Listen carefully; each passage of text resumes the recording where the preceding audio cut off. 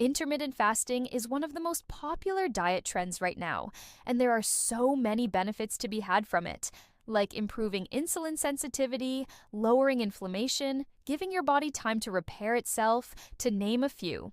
And if you want to learn more about those, I actually made a very detailed video about how intermittent fasting works and all of the benefits that it can have for you. So make sure you check that out after this one.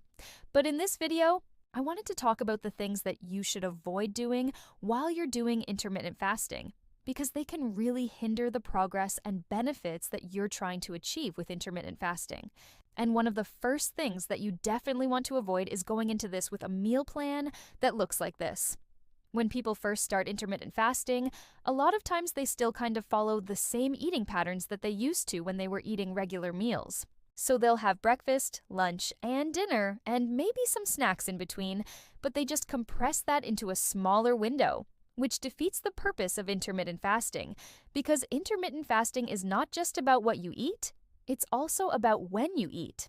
And if you're not taking advantage of the extended time period where you're not eating, then you're really not getting the full benefits. So instead of compressing your old eating pattern into a smaller window, you want to take this opportunity to reevaluate the way that you eat and the frequency that you eat, and really design an eating pattern that works for you and fits your lifestyle.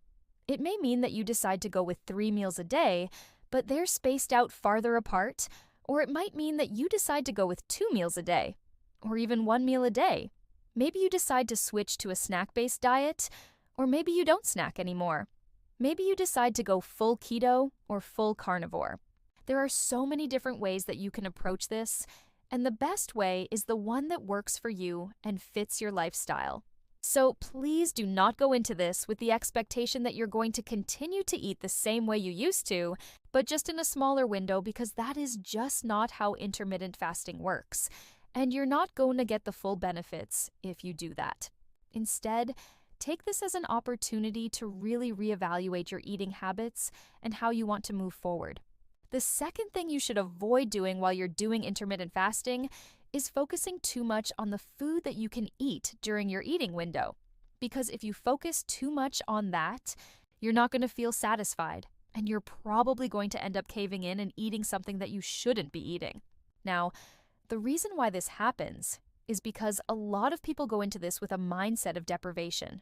They're thinking about all of the foods that they can't eat, all of the foods that they love that they're going to have to give up, all of the treats and the snacks and the desserts that they're going to have to give up.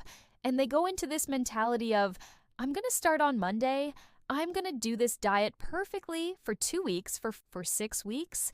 And that usually does not work, because what happens is you get to that point where you've been restricting yourself and restricting yourself and restricting yourself, and you're tired of it.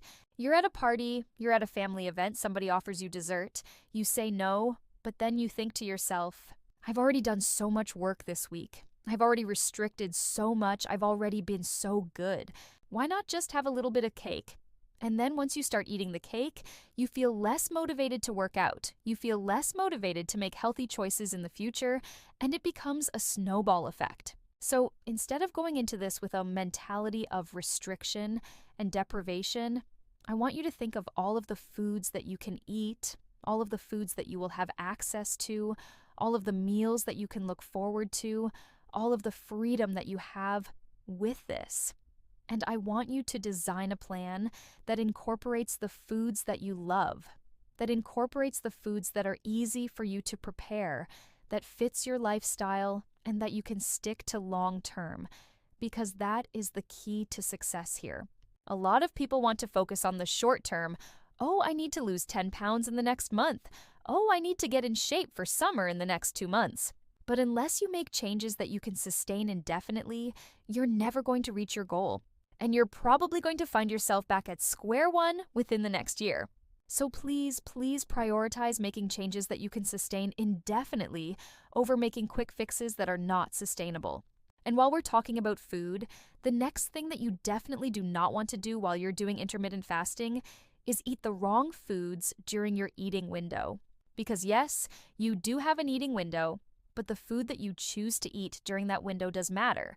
Because if you're eating the wrong foods during that time, You're not going to get the full benefits of intermittent fasting, and you're going to hinder your progress. For example, one of the biggest mistakes that I see people making is eating too many carbs. A lot of people will start intermittent fasting and they'll feel great for the first couple of days.